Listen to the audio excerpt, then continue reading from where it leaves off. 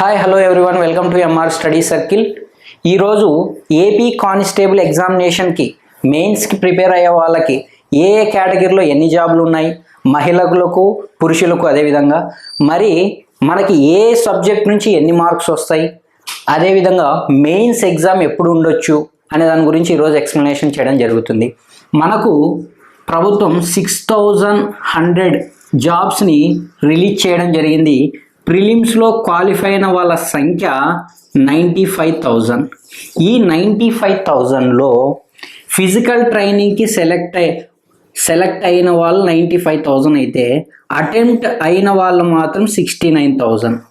ఈ 69,000లోనే 2016, 2018 అండ్ 2023లో ఈ height select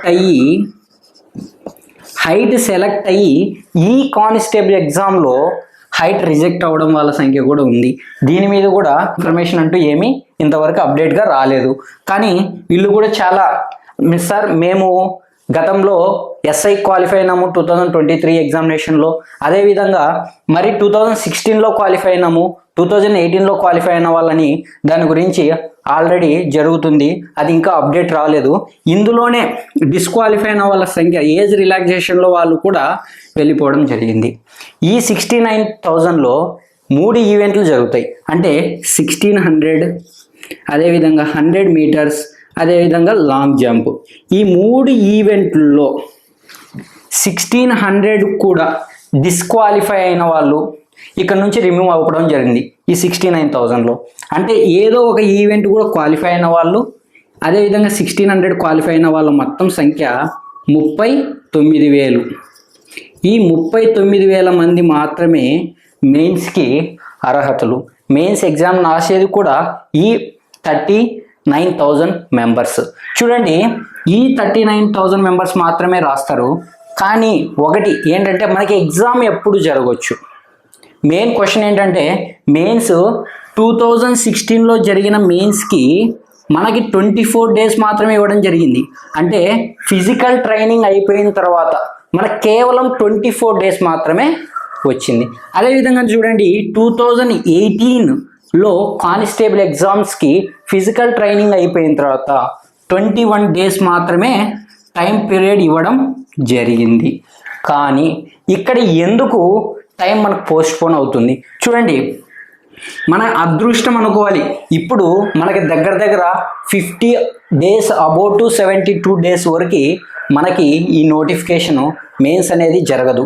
యాక్చువల్గా చూడండి, 2025 ఏప్రిల్, మార్చ్ చివరి వారంలో అయినా కానీ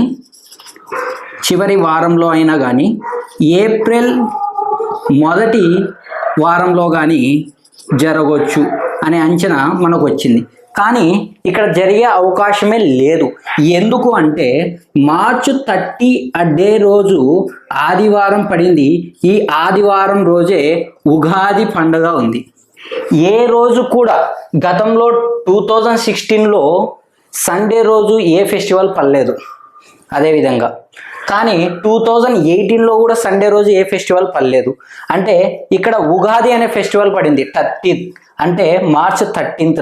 అందుకే ఖచ్చితంగా 99% ఈ 30 అనే డేట్న ఎగ్జామ్ జరిగే అవకాశమే లేదు. ఒకవేళ ఏప్రిల్ మొదటి వారంలో ఎప్పుడు పడుతుందంటే శివరాత్రి అనే ఫెస్టివల్ జరుగుతుంది మొదటి వీక్లో. అందుకే ఈ యొక్క శివరాత్రి అనే వీక్ రోజు కూడా జరిగేకి అవకాశం లేదు. ఆదివారం రోజు కూడా మనకి ఎటువంటి పరిస్థితుల్లో జరిగే అవకాశం లేదు. సార్ మరి ఇప్పుడు ఇక్కడ జరగదు అంటున్నారు, ఎప్పుడు జరిగే అవకాశం ఉంది? మ్యాక్సిమం చూడండి, మార్చి చివరిలో జరిగే అవకాశం లేదు. కానీ మార్చి కన్నా ముందు వచ్చే 23వ తేదీ జరిగే అవకాశం మ్యాక్సిమం 90% ఉంది. చూడండి, మార్చి చివరిలో జరిగే అవకాశం లేదు, కానీ మార్చి 23 జరిగే అవకాశం ఉంది. చూడండి, ఒకవేళ మార్చి 23 జరగలేదు అని అంటే పక్క 90% ఏప్రిల్ 13న జరిగే అవకాశం ఉంది. చూడండి, ఏప్రిల్ మొదటి వీక్ని జరగకపోయినా ఏప్రిల్ రెండో వీక్లో జరిగే అవకాశం ఎక్కువగా ఉంది. ఇక్కడ చూడండి, ఇక్కడ 23 అయినా జరగవచ్చు ఎగ్జామ్, 13th రోజైనా జరిగే ఆస్కారం ఎక్కువగా ఉంది. కానీ ముఖ్యంగా మనకి దగ్గర 13 జరిగిందంటే 72 డేస్ దగ్గర వచ్చే అవకాశం ఉంది. అదే 23 దగ్గర వచ్చిందనుకో మన ఫిజికల్ ట్రైనింగ్ అయిపోయిన తర్వాత నుంచి 50 డేస్ రావడం జరిగింది. ప్రతి ఒక్కరూ ప్రిపరేషన్ని కొనసాగిస్తూ మంచిగా చదవాలనేది, చదివితే మీకు ఖచ్చితంగా జాబ్ వచ్చే అవకాశం ఎక్కువగా ఉంది. ఇప్పుడు ఏంటంటే ఏ కేటగిరీలో ఎన్ని జాబ్స్ ఉన్నాయి, ఏ కేటగిరీలో ఏ విధంగా పోస్టులు ఉన్నాయి, మహిళలకు ఎన్ని ఉన్నాయి, పురుషులకు ఎన్ని ఉన్నాయి, ఏ రిజర్వేషన్ సంబంధించింది ఎక్కువగా ఉంది, ఏ రిజర్వేషన్ వాళ్ళకి తక్కువగా ఉన్నాయి అనే దాని గురించి డిస్కస్ చేయబోతున్నా. ఓవరాల్గా ఏపీ కానిస్టేబుల్ మెయిన్స్కి ఏ కేటగిరీ నుంచి ఎంతమంది physical training qualify mains examination రాయగలుగుతున్నారు అనే దాని గురించి ఎక్స్ప్లెనేషన్ చేయడం జరుగుతుంది. చూడండి, ఓసీ నుంచి టోటల్ 639 మెంబర్స్ క్వాలిఫై అయినారు. ఓన్లీ మేల్స్ అంటే పురుషులు మాత్రమే 639 మెంబర్స్ ఉన్నారు ఏదాని నుంచి మెయిన్స్ ఎగ్జామినేషన్ రాయడానికి. అదే ఫీమేల్లో ఎంతమంది ఉన్నారంటే 97 మెంబర్స్ ఉన్నారు. ఓవరాల్ ఏబీ మొత్తం మీద అనమాట 97 మెంబర్స్ ఉన్నారు. చూడండి, ఈడబ్ల్యూస్ వాళ్ళు ఎంతమంది ఉన్నారంటే 589 మెంబర్స్ మెయిల్ ఉంటే ఫీమేల్ వచ్చేసి 88 మెంబర్స్ ఉన్నారు.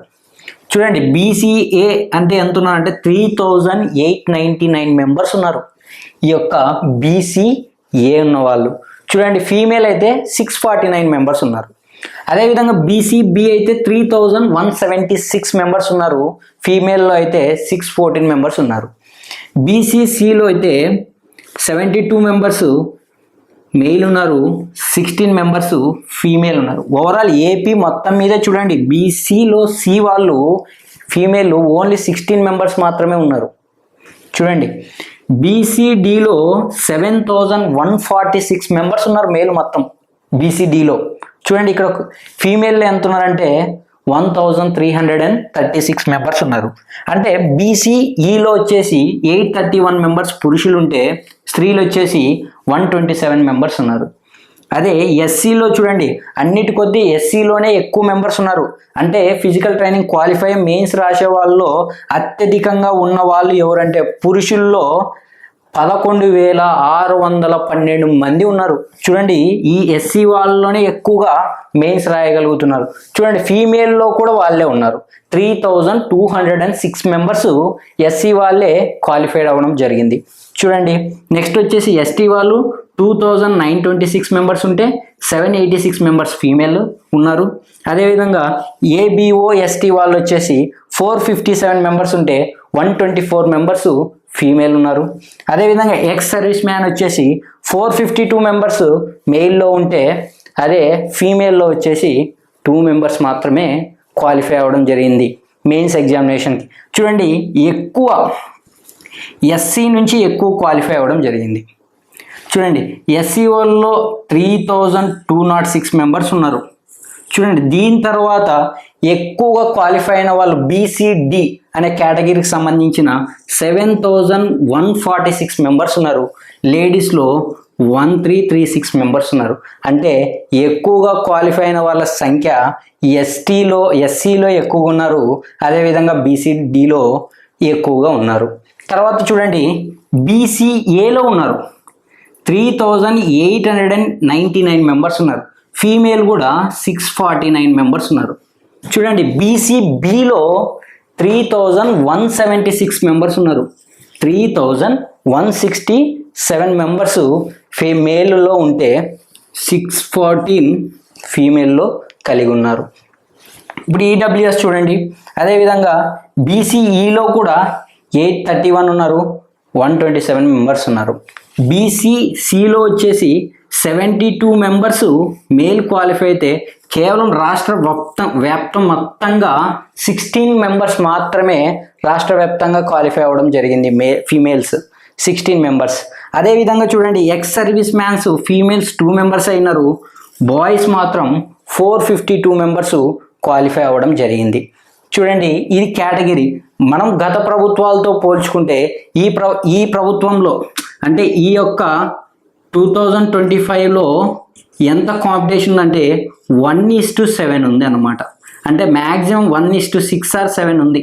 రాష్ట్ర వ్యాప్తంగా చెప్తున్నా, ఒక జాబ్కి 6 నుంచి 7 మంది మాత్రమే పోటీ పడే ఆస్కారం ఎక్కువగా ఉంది. చూడండి, మీరు ఏ విధంగా ప్రిపరేషన్ అనేది ఇప్పుడే కొనసాగించడం జరగాలి. ఇప్పుడు నెక్స్ట్ ఏంటంటే ఏ సబ్జెక్ట్ నుంచి ఎన్ని మార్క్స్ వస్తున్నాయి అనేది, ఏ సబ్జెక్ట్ని చదవాలి, ఈ తక్కువ రోజుల్లో ఏది ఎక్కువగా ఫోకస్ చేయాలి అనే దాని గురించి డిస్కస్ చేయడం జరుగుతుంది. ఏపీ కానిస్టేబుల్ ఎగ్జామినేషన్ మెయిన్స్కి 200 మార్క్స్ ఉంటుంది కాబట్టి 200లో ఇంగ్లీష్లో 30 మార్క్స్ వస్తుంది ఇంగ్లీష్. కానీ మెయిన్స్కి ప్రిపేర్ అయ్యే వాళ్ళు ఇంగ్లీష్ మీద ఎక్కువగా ఫోకస్ చేయాలి. ఫస్ట్ ఇంగ్లీష్ సబ్జెక్టు మీద ఎక్కువ మార్క్స్ మీరు తెచ్చుకుంటే జాబు మీకు వచ్చే అవకాశం ఎక్కువగా ఉంటుంది. చూడండి, ఇంగ్లీష్ మొత్తం టోటల్ సెలెక్ట్ చేసుకున్న టోటల్ 50 పేజెస్ కన్నా ఎక్కువ ఏమి ఉండదు.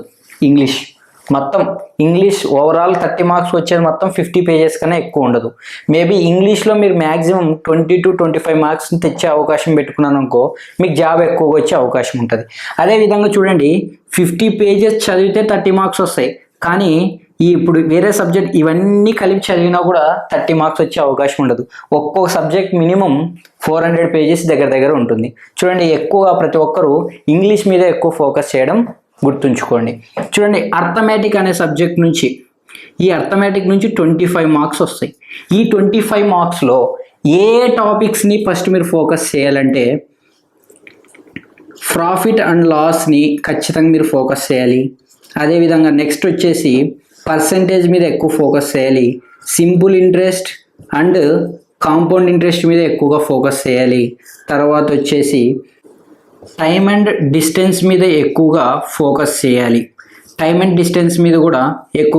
చేయాలి. తర్వాత వచ్చేసి రేషియో అండ్ ప్రొపోర్షన్ మీద కూడా ఎక్కువగా మీరు ఫోకస్ చేసి ఉండాలి. ఇవి ఎక్కువగా ప్రతి ఒక్కరు ఇవి మర్చిపోకున్నట్టే ఇవి ఎక్కువగా రివిజన్ చేస్తుండండి. గతంలో ప్రిలిమ్స్ ఎగ్జామినేషన్ కూడా ఇక్కడ నుంచి ఎక్కువ మార్క్స్ రావడం జరిగింది. దీంతో పాటుగా ప్రాబబిలిటీ, సంభావ్యత అనే చాప్టర్ను కూడా ఎక్కువ ఫోకస్ చేయండి. తర్వాత మెన్సురేషన్లో 2D కన్నా ఎక్కువ 3D మీద ఫోకస్ చేయండి.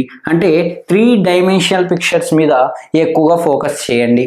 తర్వాత ఇంకా మీరు అదేవిధంగా ఇంకొక చాప్టర్ని ఏమన్నా కవర్ చేస్తే బాగుంటుంది అంటే అది టైమ్ అండ్ వర్క్ని ఫినిష్ చేయడానికి ఎక్కువగా స్కోప్ చూపించండి. ఫస్ట్ ఈ టాపిక్స్ పూర్తిగా చేసేంతవరకు అర్థమెటిక్లో వేరే చాప్టర్ చేయడానికి ఎక్కువ టైం కేటాయించొద్దండి. ఫస్ట్ ఈ టాపిక్స్ని బాగా గ్రిప్ తెచ్చుకున్నారు అని అంటే ఎక్కువ మార్క్స్ ఇక్కడ నుంచి వచ్చే అవకాశాలు ఎక్కువగా ఉంటాయి. అదేవిధంగా నెక్స్ట్ రీజనింగ్ 20 మార్క్స్ వస్తాయి. ఆ రీజనింగ్లో ఏ టాపిక్స్ని ఫస్ట్ చేయాలి అని అంటే నెంబర్ సిరీస్ అనే టాపిక్ని చేయాలి, లెటర్ సిరీస్ అనే చాప్టర్ని చేయాలి, కోడింగ్ అండ్ డీకోడింగ్ అనే చాప్టర్ని చేయాలి, బ్లడ్ రిలేషన్ని ఖచ్చితంగా చేయాలి. ఈ బ్లడ్ రిలేషను, ఈ కోడింగ్, డీకోడింగ్, ఈ నెంబర్ సిరీస్ మీదే, ఈ లెటర్ సిరీస్ మీదే ఒక్కో దాంట్లో 3 మార్క్స్ వస్తాయి. దీంతో పాటు డైరెక్షన్ అనే చాప్టర్ని కూడా మీరు చేసి ఉండాలి. తర్వాత స్టేట్మెంట్ అండ్ కన్క్లూజన్ అనే చాప్టర్ని కూడా మీరు ఎక్కువగా చేసి ఉండాలి. మెయిన్ ఈ టాపిక్స్ని ఫస్ట్ ఫినిష్ చేసిన తర్వాత నెక్స్ట్ అడిషనల్ టాపిక్స్ని మీరు గతంలో ఏమైనా ఎగ్జామ్స్ రాస్తూ ఉంటే, మీరు ఎగ్జామ్స్ రాస్తున్న దగ్గర ఏదైనా అడిషనల్గా కొత్త చాప్టర్ యాడ్ అయ్యిందంటే ఈ చాప్టర్స్తో పాటు నెక్స్ట్ ఆ చాప్టర్స్ మీద కూడా మీరు ఎక్కువ దృష్టి కేంద్రీకరించాల్సిందిగా కోరుచున్నాను. నెక్స్ట్ ఈ జనరల్ సైన్స్ ఉందా, ఈ జనరల్ సైన్స్లో ఏమేమి సబ్జెక్ట్స్ ఉంటాయి? బయాలజీ ఉంటుంది, ఫిజిక్స్ ఉంటుంది, కెమిస్ట్రీ ఉంటుంది. ఈ మూడిటి మీదే 30 మార్క్స్కి వస్తుంది. చూడండి, మీరందరూ ముఖ్యంగా గుర్తుపెట్టుకోండి, కానిస్టేబుల్ జాబ్ జస్ట్లో మిస్ అయిందని తర్వాత బాధపడొద్దండి. నెక్స్ట్ గ్రూప్ డి ఎగ్జామినేషన్ కూడా ఉంది రైల్వేలో, అప్పుడు జనరల్ సైన్స్ మీద ఎక్కువ యూజ్ అవుతుంది. అర్థమెటిక్, రీజనింగ్, జనరల్ సైన్స్ చేసుకుంటే అక్కడ మీరు జాబ్ను సాధించే ఆస్కారం ఎక్కువగా ఉంటుంది. చూడండి, మీరు మిస్ అయ్యిందని ఇక్కడికే బాధపడుతూ మీరు లీవ్ చేయొద్దండి. మీ యొక్క ప్రిపరేషన్ అనేది కొనసాగిస్తూ నెక్స్ట్ సెంట్రల్ గవర్నమెంట్లో మంచి జాబ్స్ పడే అవకాశం ఎక్కువ పడినాయి కాబట్టి దానికి కూడా మీ ప్రిపరేషన్ కొనసాగించండి. మిస్ అయిందనుకున్నా మీకు దీనికన్నా మంచి జాబ్ సాధించే ఆస్కారం ఎక్కువగా ఉంది అని పాజిటివ్ థింకింగ్తోనే అడుగులు ముందుకు వేయాల్సిందిగా కోరుచున్నాను. చూడండి, ఈ బయాలజీ అనే టాపిక్ మీద మీరు బయాలజీ మీద ఎక్కువ ఫోకస్ చేయాలి. ఈ ఫిజిక్స్, ఈ కెమిస్ట్రీ టోటల్ కలుపుకుంటే 50 మార్క్స్ వస్తే ఈ యొక్క బయాలజీలో ఓన్లీ మాత్రం 15 మార్క్స్ వస్తాయి. 15 మార్క్స్ ఇక్కడే రావడం జరుగుతుంది. ఇక్కడ 2 సబ్జెక్టులు చదివినా వచ్చేది 15 మార్క్స్, ఈ బయాలజీ ఒకటే చదివితే కూడా వచ్చేది 15 మార్క్స్. చూడండి, మీరు ఖచ్చితంగా ఇప్పుడున్న ఈ షార్ట్ పీరియడ్లో ఖచ్చితంగా ఇంగ్లీష్ సబ్జెక్ట్ని స్కిప్ చేయొద్దండి. వచ్చినా రాకపోయినా దాన్నే చదువుతుండండి. 50 డేస్ ఎగ్జామ్స్ రాస్తూ ఉండండి. ఎక్కడ ఏదైతే గతంలో జరిగిన ఎగ్జామ్స్ అంటే మన ఒక గవర్నమెంట్ ఎగ్జామ్ని కండక్ట్ చేసిన పేపర్స్ని మళ్ళీ ఒకసారి మీరు రివిజన్ చేయండి. అక్కడ ఏ మోడల్ అయితే వచ్చిందో మెయిన్స్కి అదే మోడల్ వస్తుంది. గమనిస్తున్నారో లేదో, మీరు ఖచ్చితంగా ప్రీవియస్ పేపర్ని చెక్ చేశారనుకో, 2016 పేపర్లో క్వశ్చన్ నెంబర్ 1 ఇంగ్లీష్ ఏ క్వశ్చన్ అయితే వచ్చిందో అదే మోడల్లోనే అక్కడ క్వశ్చన్ వస్తుంది. పేజ్ నెంబర్తో మొత్తం 2018 ఎగ్జామ్ కూడా చూడండి.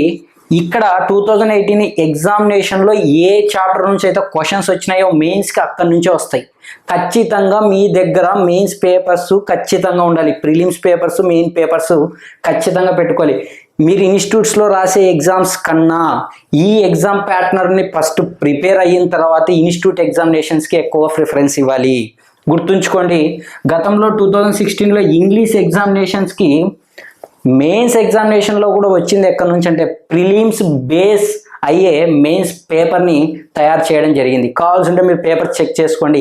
2018లో కూడా అలానే జరిగింది, ఇప్పుడు కూడా అలానే జరిగే ఆస్కారం ఎక్కువగా ఉంటుంది. కాబట్టి నేను చెప్తున్నా, మీరు కూడా అదే విధంగా ప్రిపరేషన్ కొనసాగించండి.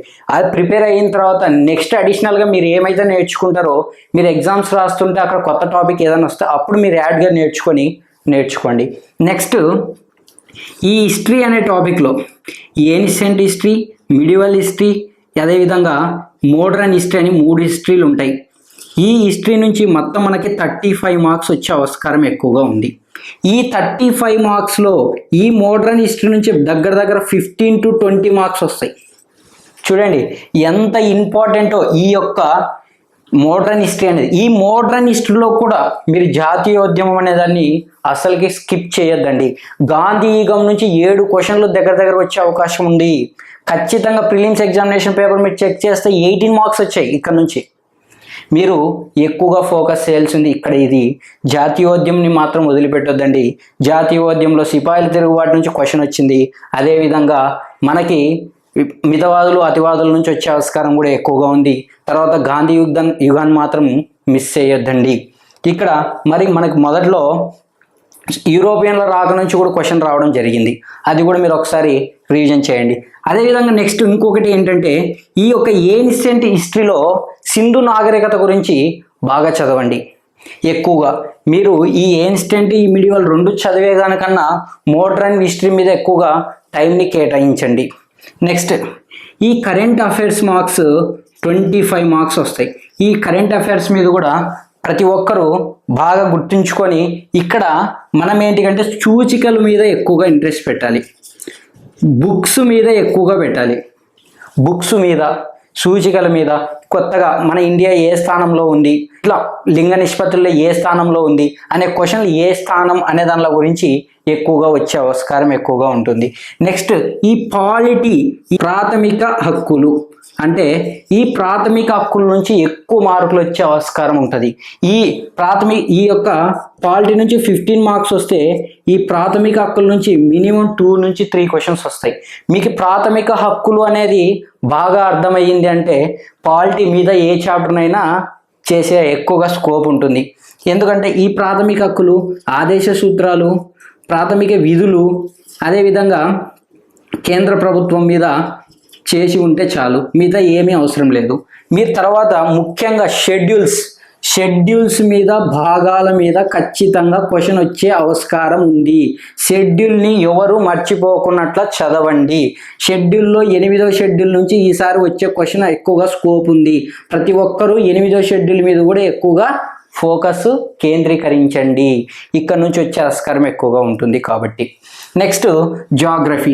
ఈ జాగ్రఫీ అనే పదం కూడా, ఈ జాగ్రఫీ అనే దాని నుంచి కూడా మనకి 10 మార్కులు రావడం జరుగుతుంది. ఈ 10 మార్కుల్లో మీరు ముఖ్యంగా గుర్తుపెట్టుకోవాల్సింది ఏంటి అంటే, మన ఆంధ్రప్రదేశ్లో కాకుండా దేశంలో ఏ రాష్ట్రంలో ఏ హిల్స్ ఉన్నాయి దాని మీద ఎక్కువ మీరు టైం కేటాయించండి. అదేవిధంగా రాష్ట్రంలో ఏ ఒక్క జిల్లాల్లో ఏ కొండలు ఉన్నాయి అనే దాని మీద కూడా ఎక్కువగా మీరు ఫోకస్ కేంద్రీకరించండి.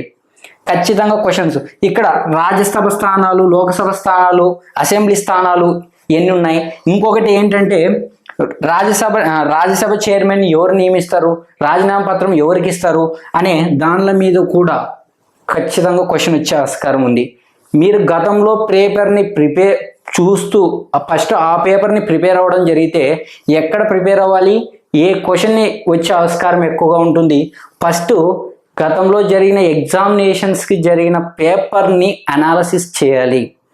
ఆ అనాలసిస్ని చేయడం జరిగితే దాన్ని మీకు ఎగ్జామ్లో ఈజీగా యూజ్ అవుతుంది. ఇక్కడ మీకు ఎందుకు నేను గతంలో జరిగిన చూడమని చెప్తున్నానంటే, మనకి ఇన్స్టిట్యూట్లో రాసే ఎగ్జామ్స్ వేరు, మనకి గవర్నమెంట్ కండక్ట్ చేసే ఎగ్జామినేషన్స్ వేరు. టోటలీ మీరేమి ఇక్కడ మార్క్స్ తక్కువ వచ్చాయని ఇన్స్టిట్యూట్లో బాధపడాల్సిన అవసరము లేదు. గతంలో ఎగ్జామ్ పేపర్ని దృష్టిలో పెట్టుకొని ఆ ఎగ్జామ్ని ప్రిలిమ్స్ పేపర్ 2016 ప్రిలిమ్స్ పేపర్ రాయండి, అదే 18 పేపర్ రాయండి, ప్రిలిమ్స్ మెయిన్స్ 2023 అవి కూడా ప్రిపేర్ అవ్వండి. సేమ్ క్వశ్చన్స్ కూడా వచ్చే ఆస్కారం ఉంది. గతంలో జరిగిన ఎగ్జామినేషన్స్కి సేమ్ క్వశ్చన్స్ వచ్చినవి కూడా ఉన్నాయి, అవి కూడా మీరు ఎక్కువగా ఫోకస్ చేయండి. తర్వాత ఎకానమీ అండి, ఇక్కడ నుంచి కూడా మనకి 10 మార్క్స్ వచ్చే ఆస్కారం ఎక్కువగా ఉంది. ఇప్పుడు ఖచ్చితంగా మనం ఇన్ని సబ్జెక్టులు, మొత్తం 9 సబ్జెక్టులు ఉంటాయి మనకి. 9 సబ్జెక్టులు చదవగలుగుతామా? చదవలేం. కానీ మీరు ఖచ్చితంగా ఎగ్జామ్ హాల్లో 200 మార్క్స్కి మ్యాక్సిమం 100 to 110 క్వశ్చన్స్ని మీరు కరెక్ట్గా చేయాలి. మీకు జాబ్ రావాలంటే 100 to 120 క్వశ్చన్స్ రావాలి. మీకు ఆల్రెడీ మినిమం అవగాహన ఉంటే, ఇప్పటివరకు చదివిన వాళ్ళు మినిమం అవగాహన ఉంటే, ఇప్పుడు కూడా 50 రోజుల్లో మీకు 100 నుంచి 110 మార్కులు తెచ్చుకునేకి ఎక్కువ ఆస్కారం ఉంది. చూడండి అది ఏ విధంగా.